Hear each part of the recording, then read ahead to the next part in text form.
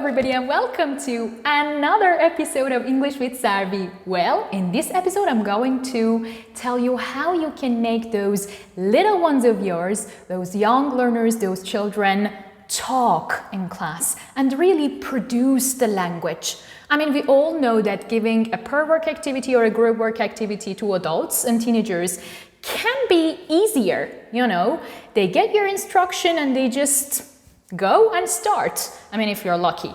But with young learners, it's not that easy telling a young learner, okay, go ahead, this is a picture, you need to ask one question and you need to answer. So, they will just look at you and giggle or laugh or just start painting something, or they will start running in the classroom. So, what should we do? How can we make them talk? How can we make them produce the language that we've taught during the day, during the session? Well, stay with me and I will tell you.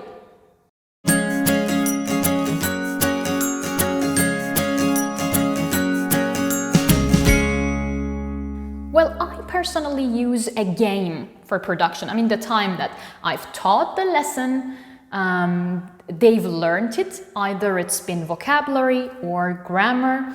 They know exactly what the lesson is about and they've practiced it. If they were supposed to, match something in their book or do a sort of gap filling, color something, or if I had planned to play some games for them to understand how how they should write the form of vocabulary items, they've done all of that.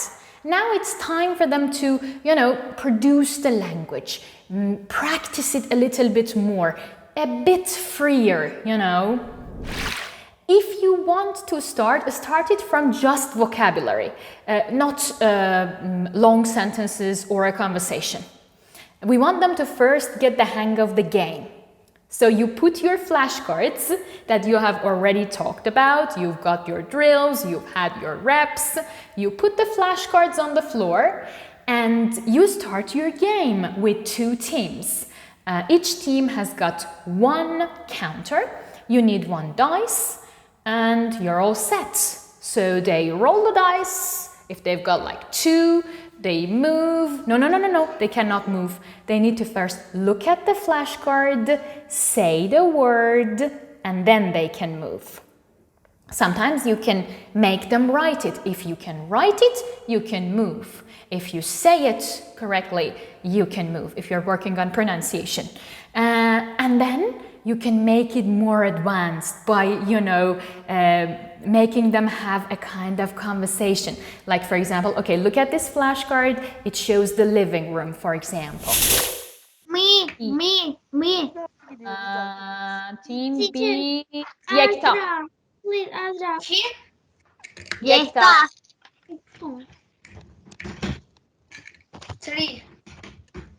3. Let's go. 1, 2, 3. Azra, ask. Okay, teacher. What can you see in the living room?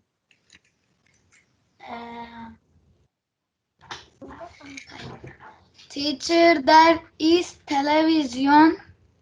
Television. There are tables. Chairs. There are windows. Yes, very good. And it's called Ludo. Some people, are familiar with the term snakes and ladder or something like that. But I personally don't like to have lots of snakes and lots of ladders, in my game. Because it's a pity to see that I know all of these vocabulary items and I am so knowledgeable and I can move forward in the blocks, but then, because of one bloody snake, all of my knowledge is now under a big question mark and I have to go back. So during my lessons, when I play Ludo, I try to have less snakes, not lots of snakes, and not lots of ladders. People in the classroom need to know that they move forward because of their knowledge. Teacher, what materials that? Okay. There is No, hayır, no, hayır. it's Hayır, wood. bak. It's wood. It's wood. Aha, it's Teacher, wood. Azra Teacher helping. Teacher help. Evet. Azra help. Siz de yapıyorsunuz. Şimdi lamp. Wait. Chair. Be quiet, it is Beyza's turn. Okay, as you can see, I do get carried away with the game.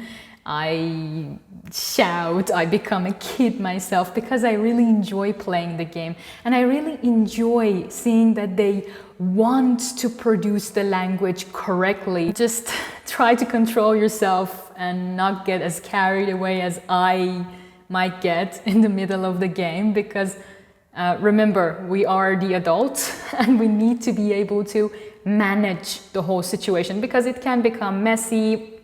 They can talk together, and because it's an online platform, you need to be able to mute and unmute when necessary. And remember that kids usually imitate us. They even imitate our feelings.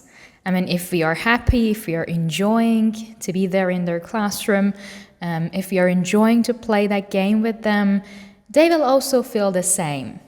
So try to enjoy it while playing it with your kids. And just like always, remember to subscribe to my YouTube channel. If you haven't done it already, it's not too late. Go ahead, push the subscribe button and also push the bell button next to the subscribe button to get notified every time I post a new video. Bye bye!